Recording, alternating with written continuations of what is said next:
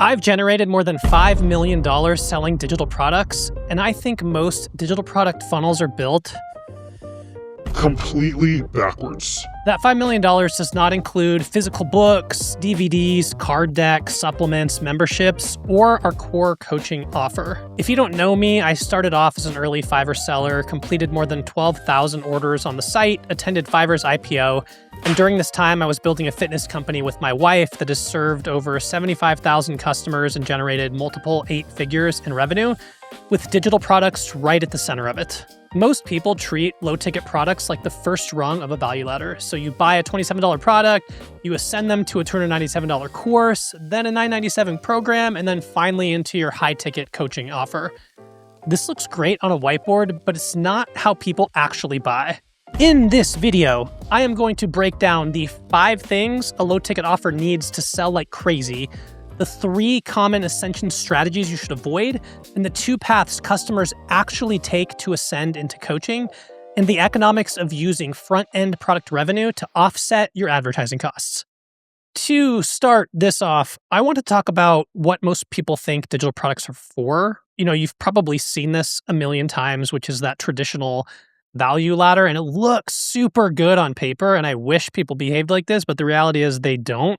So the big myth is this isn't how customers buy. They don't go from a $27 product up to a $297 course, up to a $997 mid-ticket program, up to your high-ticket coaching. What people think they need rarely ever works in a sequence, and they generally buy with what they feel like they need in the moment, and different people are going to ascend in different ways and solve their problem in different ways. A lot of people will skip the low-ticket product entirely and go directly into your coaching.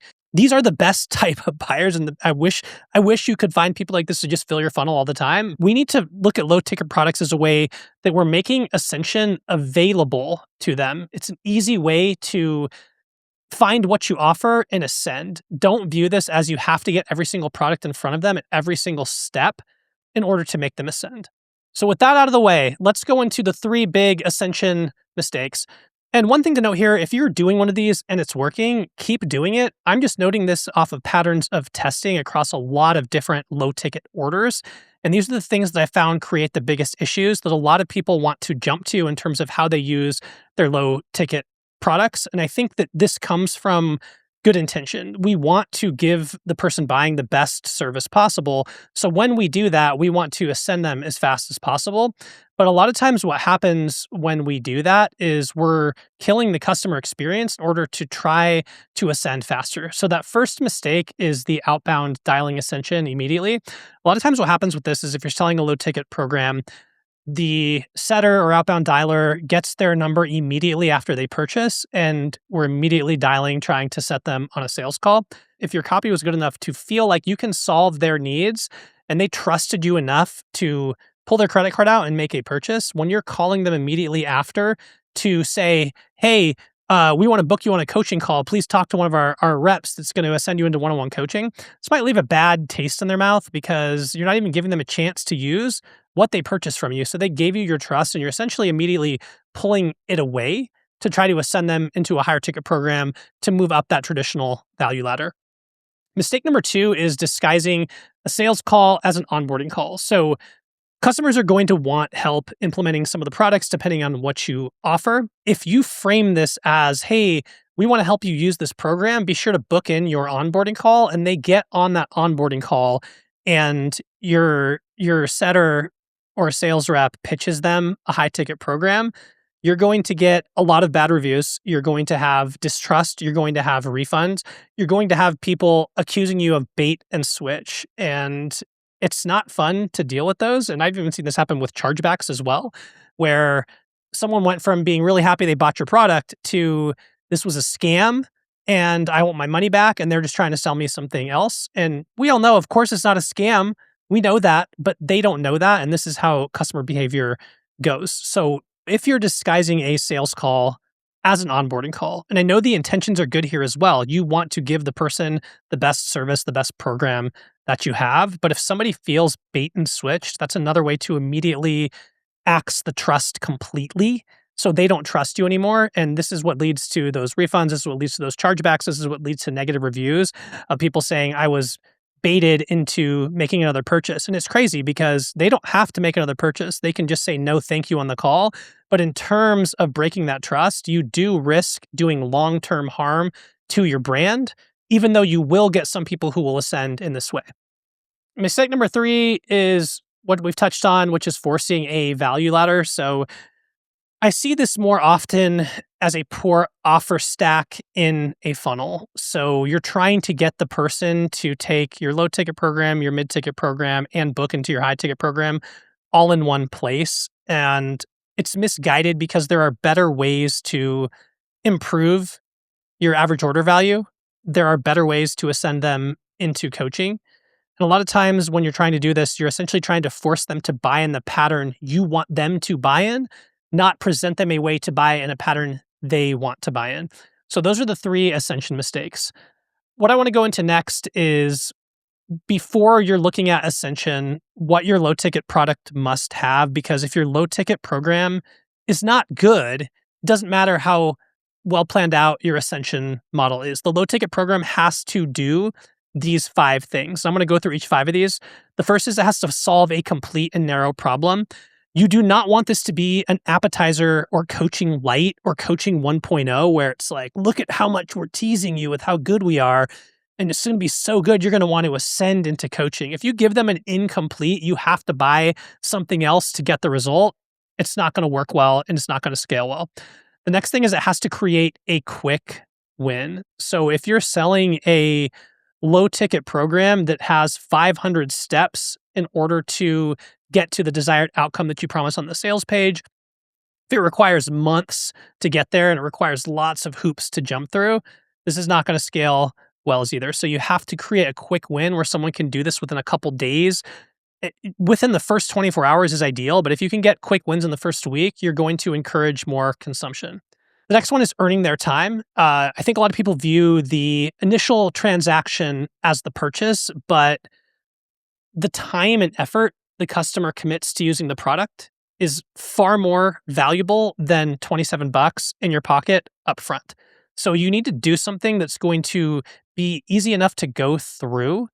Doing something like a cheat sheet is great if it saves them time, but if it doesn't earn their time in terms of making them want to invest more, it's not going to scale well, and it's not going to be something that ascends or creates higher average order values.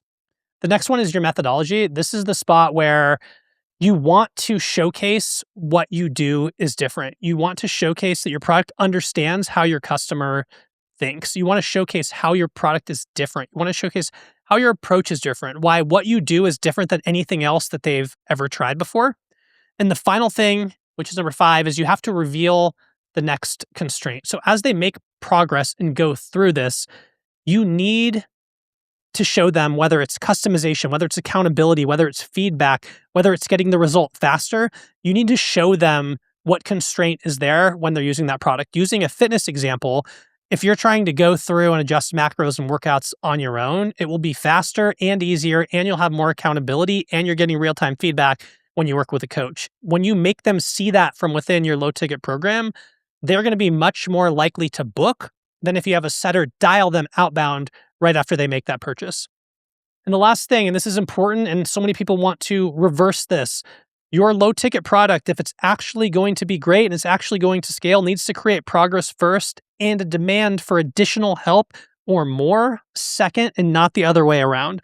So the purchase is going to give you revenue, but their participation and use of the program is what's actually going to build trust, and trust is actually what's going to ascend them to take action to buy more products.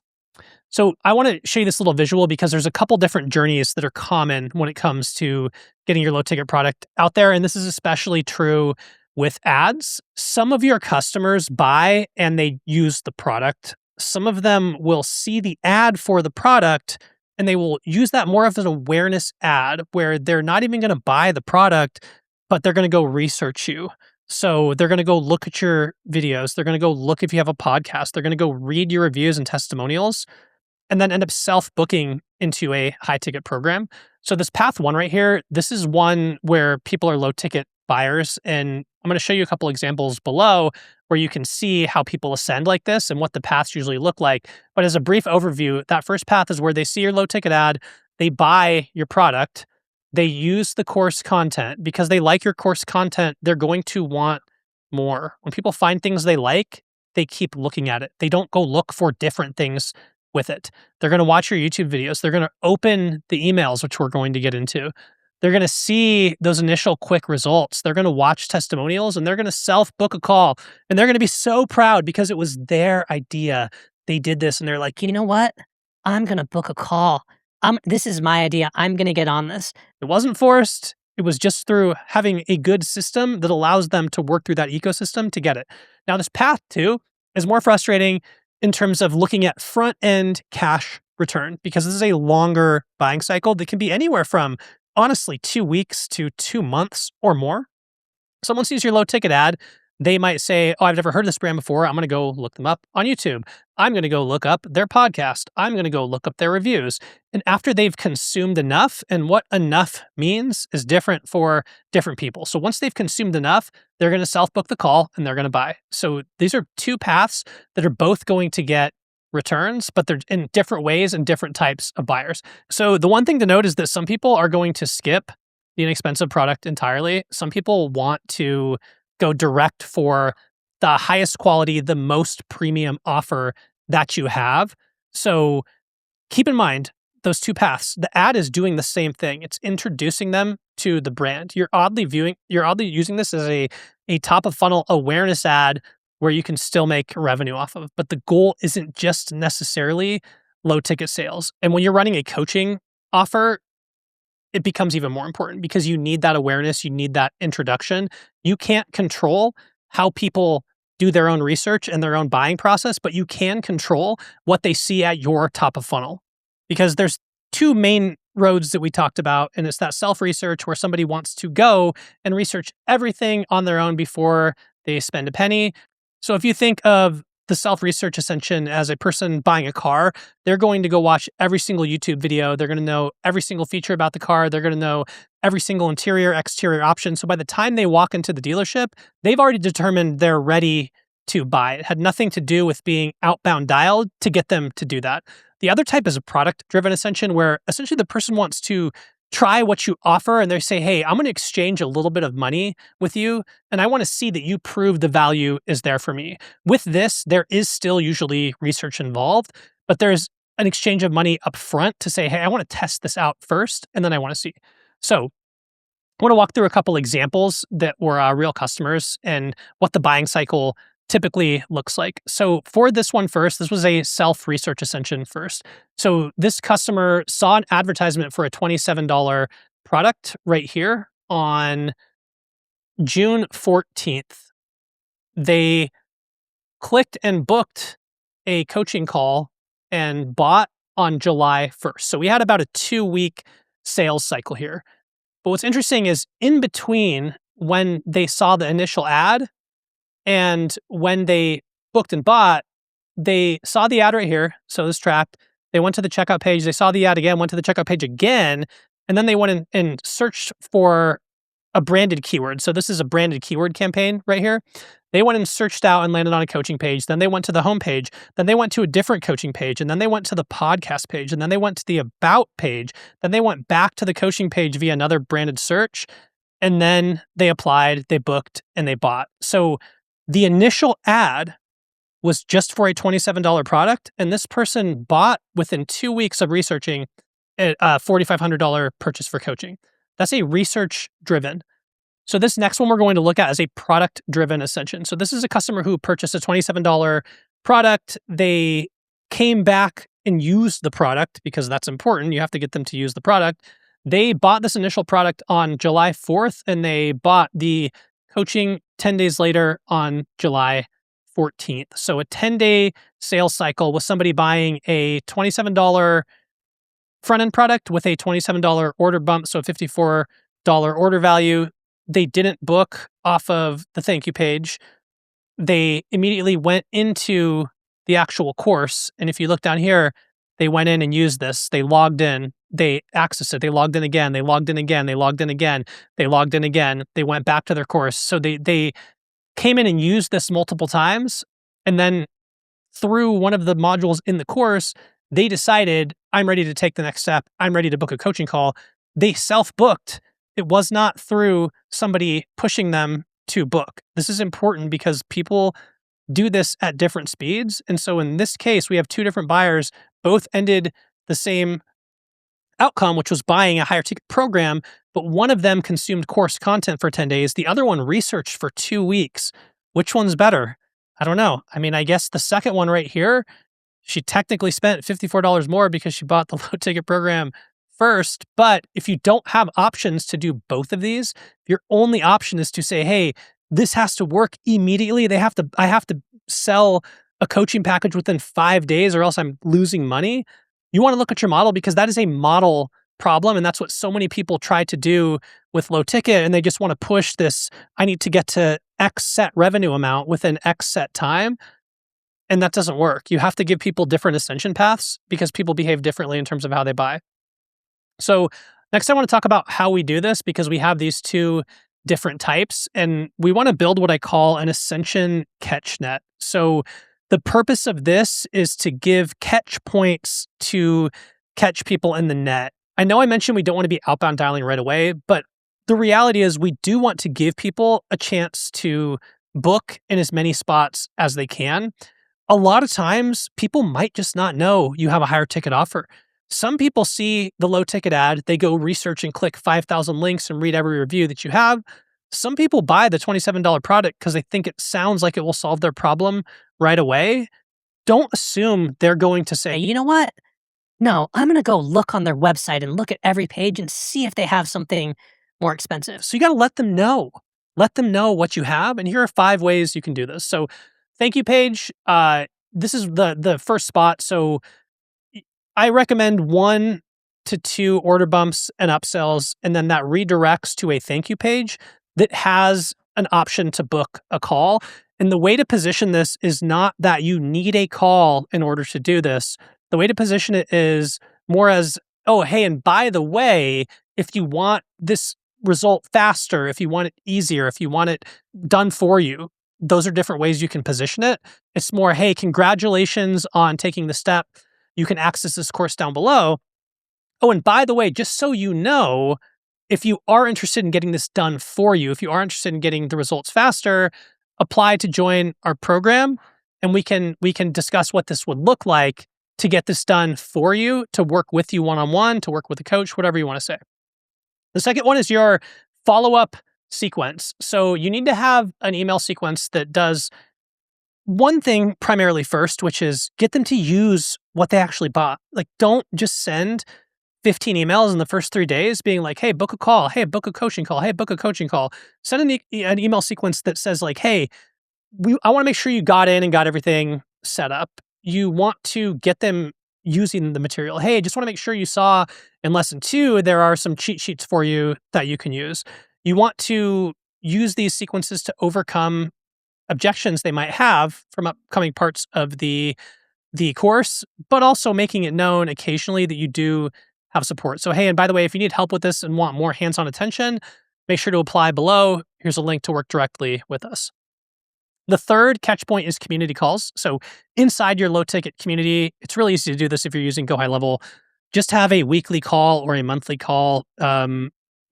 For us personally, we have different people do it. So you can have different coaches present different perspectives. You're not only teaching and helping use the material and answering questions, but to include a soft call to action, like, hey, I know you mentioned this, you're having struggles with this, but hey, just so you know, we have a coaching program, we can help you do that. Or just at the end of the call, hey, if you're finding this information helpful, if you want faster results, if you want better results, book a call, use the link below. You can mention these. So you're encouraging people to use the program, but you're also getting them to book. The other one is in-product invitations, which is number 4. So as they're going through the course, you can find natural moments where maybe you mention something about customization and then having a call to action of, hey, if you want something more customized, book here. Work those in natural spots. Don't put it in the front of every lesson of like, book a call, need help, book a call. Don't do that. And then number 5, this is a follow-up to the reach out where I said, we don't want to be reaching out immediately, but this is good to do within the first 2 weeks if you have our setters do it, but reach out and just send a text to be like, hey, I just want to make sure you got into the program okay. Because this is a good way to open the conversation for them to be like, oh, yeah, I got in. I started it. I'm just like a little overwhelmed. They're opening the door for you to potentially set them onto a call, but it was their idea. They're the ones who brought that up. You're not reaching out to be like, hey, I saw you have the course. Do you want to get on a coaching call? So you want to keep this more soft. And I can tell you that we did outbound dialing for a while and tested it. And it was selling a book that we were trying to ascend into coaching. And we had great pickup rates. We had great response rates, but almost nobody ascended from it. And we found that the people that generally ascended from it were people who actually read the book, self-booked, and bought. So when you set up this catch net and these catch points, you're going to be able to get people to think it was their idea to do it, and it was their idea to do it. But you're not being aggressive with pushing them to do it too soon when they're not at that point in the buying cycle. So the big takeaway here is that catch points aren't meant to force ascension. It just makes sure an interested customer always has a clear next step. You don't want them to get to the end of the course and say, oh, well, I guess I'm done. You always want to give them something they can do next. Next, I want to touch on the ad portion of this, because I think that a lot of people think, hey, we're selling a $27 product. I'm just going to be making $27. I'm going to have to sell 1 billion of these in order to make any money. I think we look at low ticket ads in a binary way where we say we have to make more than we're spending. And there are some great people out there that teach low ticket ads, and you have to have a banger offer and a banger product and a proven price point and funnel for this to work. Our subs and fitness, which is like the hardest industry to sell in my opinion, but you can still make this work in a super saturated market. You just can't view it as I have to sell the most units of a $27 product. So I want to go over the four things that your low ticket ads are doing. That first one being what I just touched on. It is immediate front end revenue. So some people go, they purchase the product, they purchase the order bumps. They're basically giving you front end low ticket cash right away. And I'm going to go into a couple examples of these. Like if you notice here, a lot of these purchases, $27, these are all from this one campaign, which is a low ticket direct to cart campaign. Basically, these people, they're seeing this and they're just buying it. This is the most obvious one. So they see that $27 product, they buy it, they might buy an upsell. This is where you do want to look at optimizing your AOV, which I'm going to do a whole nother video about that topic. But if you can get your order value up, like ours, I know at one point it was in the low 50s and now it's up to close to $89. If you can do that, this makes it better. This makes it easier. So you don't want to ignore that, but this isn't the only goal. So I want to go to the second one, which is direct coaching buyers. So some of the customers, like we went through, they're going to see the ad, they're going to go do research. So this same campaign with the attribution going to this 12 creatives. So we had the 598 sales off of that, 1.4 ROAS. So these are people who are just buying this, but also off of that same campaign, the 12 creatives, we have 5,800, 5,800, 4,500, 4,500. We have people that went and bought high ticket programs that were attributed to this low ticket ad. So right within the same campaign. So you are going to get direct coaching buyers from this. And this is something that most people ignore. And this is also why it's important to not shut off your ads too soon and to know your buying cycle and to know what the attribution window is as people are going through this. Because if you're shutting this off after a week and you have a 10-day buying cycle, you're axing out this benefit of running low ticket ads. These last two benefits, I'll be honest, they're not as fun, but they're probably the most important. First being the long research cycle. So you might get somebody who comes in and this is actually funny. If you're tracking in Hyros, you should be dating your ads. So if you date the ads, go look at the date and look how many sales came trailing in months later. I guarantee you it's going to be more than you think. And that's what happens when you have these long research journeys. And the higher your price point is, so doing fitness, it's not high ticket. So it's is slightly shorter. Like it can stay in that 14-day window.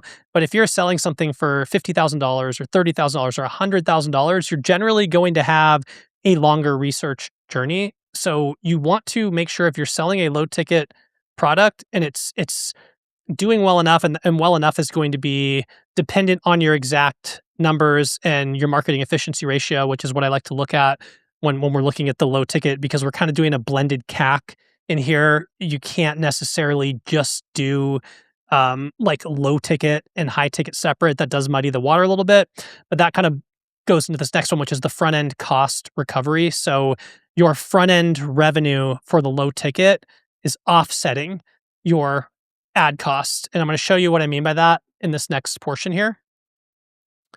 It's just remembering that my big takeaway, the campaign can create value even when the advertised product does not receive credit for the final sale. So like when you go look at a lot of these, like this one here, this person came in off of this cold traffic, low ticket ad, and they went to Pinterest to research, and then they bought a 5800 product. This person came in off of a VSL and then ended up buying off of the low ticket ad. These three went to branded search. So they saw this, they went and searched for it. This is why those customer paths are so important. So looking at the economics of this, and this is where I want to talk about that marketing efficiency ratio and how we want to use almost more of a blended CAC here. And just to simplify this example, I'm just going to look at gross front-end revenue. If you're doing this like internally, you want to use your front-end contribution margin. So looking at after you have refunds, after the processing fees, and then look at all of the variable costs. So like sales commissions, things like that. You want to track those internally as you're doing these. But just for a simple example, if you're spending $100,000 on ads and you're selling $80,000 in product revenue. So I know a lot of people would look at that and be like, oh, I'm losing money up front. So scary. But when we blend this metric, say we're looking at $500,000 in coaching sales and we're acquiring 80 new clients. So the way we could look at this normally is we say, hey, we're going to take our gross ad spend and we're going to look at per coaching client acquired. So if we spend $100,000 and get 80 clients, we're paying $1,250 per coaching client. But if we are viewing this as we're liquidating our spend and our digital products, what we're going to do is we're going to take that $100,000 in ad spend. We're going to subtract this $80,000 in low ticket revenue, and then we're going to divide that by the number of clients. So that basically brings the $1,250 per client down to $250 per client. And there are a lot of people out there, probably a lot of people you don't even know who they are, that are doing this to where this number is a negative number. They're essentially getting paid to acquire coaching clients. And so if you can dial in this funnel enough, and that's the goal, that's what we're working to do. That's what everybody's working to do. And this is hard to do. I will say that, but this is possible. And this is the power of low ticket. If you're only driving to high ticket by itself, it's going to be much more difficult to do this because you're going to have nothing to liquidate any of the ad spend. So the takeaway from this, people do not buy in steps that make sense. People sometimes buy the cheapest thing you have, then the most expensive thing you have. Sometimes people buy the cheapest thing you have and they sit and they watch 5,000 pieces of free content and then buy the most expensive thing you have. Some people buy the cheapest thing you have or see an ad for the cheapest thing you have, and then they do a bunch of research and then a year goes by and then they decide, oh, I'm ready for this. And then they come by. So think about how customers would ascend. Think about those two paths. We basically want to take them from where they're a colder audience, they become a low ticket customer, or they just enter your sphere, they consume, they get a result, they trust you, and they have a self-selected next step. But of course, you have the catch points there in order to help guide them along the way. So yes, over the last couple of years, digital products have generated over $5 million directly, but the most important thing is they helped create high ticket buyers. They've turned cold audiences into customers at different rates of speed, some quicker, some slower. They recover and liquidate your ad costs. They help you build trust at scale. And honestly, they help you get a better product, both low ticket and high ticket. Biggest takeaway from this whole video, that a digital product should not be bait for coaching. It should not be bait for a high ticket program. It should be proof that your coaching is worth buying. And when they are ready to buy, trust me, they will come to you. Hope this video helped potentially reshape how you're thinking about low ticket offers. If you did enjoy this video, I plan on doing much more like this. Let me know in the comments if there's something you want to see. Make sure to subscribe and like this video, and I'll see you on the next one.